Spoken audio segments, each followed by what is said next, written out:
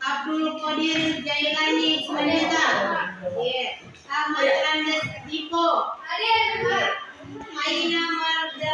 Mardia Siregar. Arifin Azhar Lubis. Arbon Mulistia. Ayu Sapitri. Azkia Bagalea. Bunga Ahyani Siregar. Bunga Maulidia Lubis. Doni Saputra Nasution. Zaka Irfan Hafiz. Febri Anissa Badbara. Semuanya hadir, alhamdulillah. Sekarang kita belajar tentang salat jamak dan qasar. Pelajaran sebelumnya kita sudah belajar tentang salat Jumat.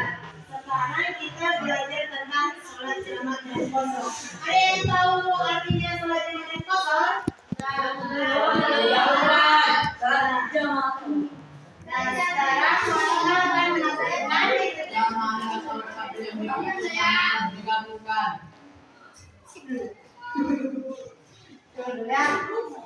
Molina akan menampilkan sebuah video tentang jamak dan qasar.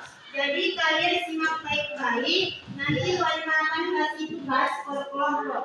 Silakan dibuka bukunya, ambil buku tulisnya. Ayo dibuka.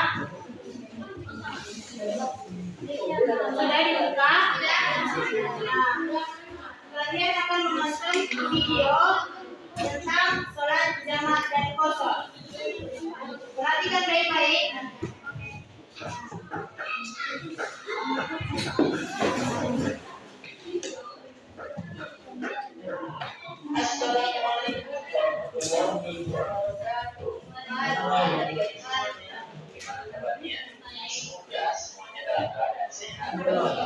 Belajar ya. Sebelum kita memulai video ini, marilah kita berdoa bersama-sama. Bismillahirrahmanirrahim. Dalam video kali ini kita keluar sholat jamaah. Di dalamnya akan dibahas tentang pengertian sholat jamaah, macam-macamnya, dan syarat diperbolehkannya sholat jamaah. Sebelum dilanjutkan, untuk mendukung channel ini, jangan lupa like dan subscribe ya. Adik-adik, pertama-tama kita akan membahas tentang pengertian sholat jamaah. Sholat jamaah adalah sholat fardu yang dikumpulkan atau digabungkan. Jamaah sendiri maksudnya adalah kumpulan. Jadi maksudnya adalah menggabungkan dua sholat fardu dan mengerjakannya dalam satu waktu. Hukum dari sholat jamaah adalah boleh bagi orang yang berada pada kondisi darurat seperti ketika dalam perjalanan jauh. Oke, dengarkan semuanya. Sholat jamaah adalah sholat fardu yang dikumpulkan atau digabungkan. Sholat jamaah itu artinya sholat yang dikumpulkan atau digabungkan. Sholat yang bisa digabungkan itu adalah sholat zuhur, asar, maghrib, isya. Sedangkan subuh tidak boleh.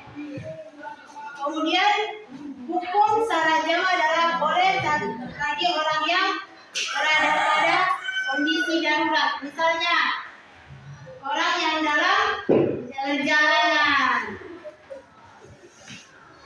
Perhatikan semuanya videonya ya. Seperti disampaikan dari Anas radhiyallahu anhu, ia berkata, apabila Nabi Muhammad SAW tidak menjalankan antara dua sholat ketika dalam perjalanan, beliau mengakhirkan sholat zuhur hingga awal waktu asar. Kemudian beliau menjalankan antara keduanya. Hadis riwayat Muslim. Jadi, sholat jamaah itu memiliki dalil yaitu pada hadis riwayat Muslim, yaitu apabila Nabi Muhammad Shallallahu Alaihi Wasallam hendak menjamak antara dua sholat ketika dalam perjalanan, maka beliau mengakhirkan sholat zuhur hingga waktu asar. Kemudian beliau menjamak antara keduanya atau menggabungkan. Sholat jamaah ini adalah sebuah rukun atau keringanan yang diberikan kepada yang sedang dalam kondisi berbeda.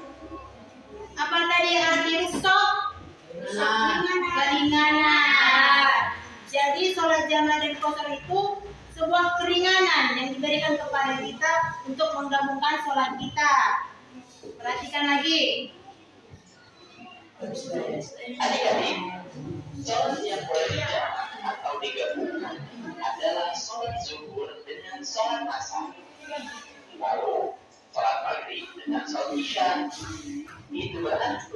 Nah, ini tadi yang Mani mengatakan sholat yang bisa dijamak atau digabungkan antara sholat zuhur dengan asar, kemudian sholat maghrib dengan isya. Sedangkan sholat subuh tidak bisa karena 2 rakaat. Karena tidak bisa lagi digabungkan. Yang bisa digabungkan hanya sholat zuhur dengan asar, kemudian sholat maghrib dengan isya. Lanjut. Sholat asar tidak boleh dijamak dengan sholat maghrib, dan tentu saja sholat subuh tidak boleh dijamak dengan sholat apapun. Setelah mengetahui sholat apa saja yang boleh dijamak, selanjutnya kita akan membahas macam-macam sholat jamaah. Sholat jamaah ini ada 2 macam, yaitu sholat jamaah taqdim dan yang kedua adalah sholat jamaah takhir. Sholat jamaah takhir adalah sholat yang dilakukan dengan cara menggabungkan 2 sholat fardu dan dilaksanakan pada saat waktu sholat fardu yang pertama. Contohnya adalah sholat zuhur dan sholat asar dilaksanakan pada waktu zuhur. Demikian juga sholat maghrib dan sholat isya dilaksanakan pada waktu maghrib. Nah, cara melaksanakan sholat jamaah takhir adalah berniat jamaah takhir dan mengerjakannya berturut-turut, tidak boleh diselingi dengan perbuatan yang lainnya. Tidak sulit kan? Nah, yang pertama tadi macam-macam sholat jamaah. Yang pertama itu sholat jamaah takhir, artinya menggabungkan pada waktu awal sholat yang pertama, yaitu sholat zuhur dengan sholat asar, maka dijamak pada sholat zuhur. Begitu juga dengan sholat maghrib dan isya, maka dijamak pada sholat maghrib. Sedangkan sholat jamaah takhir adalah sholat yang dilakukan dengan cara menggabungkan 2 sholat fardu dan dilaksanakan pada waktu yang kedua atau yang terakhir. Contohnya sholat zuhur dan sholat asar dilaksanakan pada waktu sholat asar. Demikian juga sholat maghrib dan sholat isya dilaksanakan pada waktu sholat isya. Dalam tata cara melaksanakan sholat jamaah takhir tidak disyaratkan harus mendahulukan sholat pertama, boleh mendahulukan. Nah, kemudian macam-macam sholat jamaah yang kedua itu sholat jamaah takhir, artinya menggabungkan sholat yang sholat fardu tetapi pada sholat yang kedua, misalnya sholat zuhur dan sholat asar dijamak pada sholat asar, kemudian sholat maghrib dengan sholat isya dijamak pada sholat isya pada sholat yang kedua. Lanjut. Bukan sholat pertama, bukan sholat kedua, atau sebaliknya. Jadi, jika kalian tidak melaksanakan sholat jamaah takhir, berniatlah pada mengerjakan kedua sholat bisa dilaksanakan 2 sholat tersebut dilakukan secara berturut-turut, tidak boleh diselingi perbuatan yang lainnya. Lalu, apa saja syarat diperbolehkannya sholat jamaah? Yang pertama adalah pada saat sedang melakukan perjalanan jauh, jarak tempuhnya tidak kurang dari 80.640 km. Kemudian yang kedua, Nah, syarat yang pertama kita diperbolehkan melaksanakan sholat jamaah itu, yang pertama itu sedang melakukan perjalanan perjalanan jauh, kira-kira sehari semalam 80 kilometer. Tetapi sholat jamaah itu tidak diperkenankan kita karena kita melalaikan waktu, tidak diperbolehkan karena itu melalaikan waktu, mengundur waktu. Kemudian perjalanan yang dilakukan bertujuan baik, bukan kejahatan dan maksiat. Nah, perjalanan yang dilakukan selama sehari semalam itu untuk kebaikan. Seperti dalam mau menuntut ilmu, dia mau pindah sekolah atau mau mengajar, tetapi dalam perjalanan jauh. Tidak boleh dilakukan sholat jamaah itu dengan tujuan yang bermaksiat atau kejahatan. Jadi yang diperbolehkan adalah dengan tujuan seperti untuk menuntut ilmu, silaturahmi kepada orang tua di kampung halaman, dan lain-lain. Kemudian yang ketiga adalah dalam kondisi sakit atau dalam kesulitan. Nah, ini juga boleh melaksanakan sholat jamaah. Misalnya seseorang akan menjalani operasi yang membutuhkan waktu lama untuk salat kembali dan khawatir sholatnya tertinggal, jadi lebih baik sholat dulu atau sholatnya bisa diakhirkan. Nah, kemudian yang keempat, berniat menjamak ketika takbiratul ihram. Nah, ini adalah syarat untuk pelaksanaan sholat jamaah. Alhamdulillahirabbil alamin. Nah, sudah mengerti pengertian dari sholat jamaah dan qashar? Sudah. Sudah ditulis yang penting-pentingnya. Sekarang Malimah beri tugas bagi kelompok secara tertib. Silakan beri kelompok.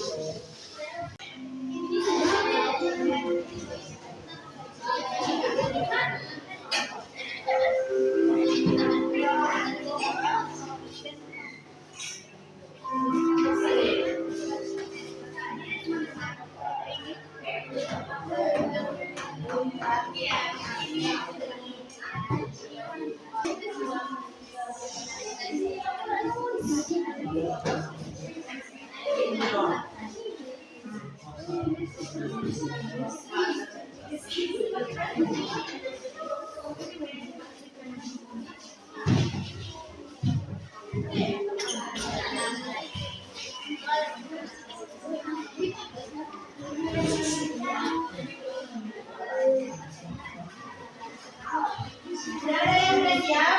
Sudah? Kelompok ini siap? Dengarkan semuanya.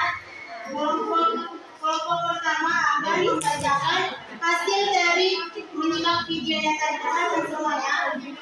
Satu orang bisa perwakilan.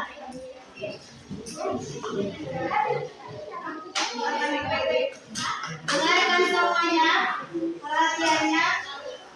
Najrin, perhatikan. Pengertian dari sholat jamaah dan qashar. Sholat jamaah artinya salah satu yang digabungkan atau digabungkan.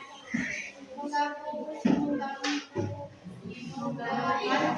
dua sholat fardu, mengerjakannya dalam satu waktu.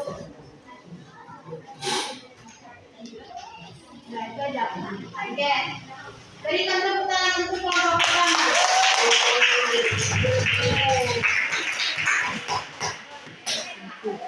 Jadi kesimpulan, dengarkan semuanya, perhatian. Ya. Jadi kesimpulan kita pada pelajaran hari ini yaitu tentang sholat jamak dan qashar. Artinya sholat yang digabungkan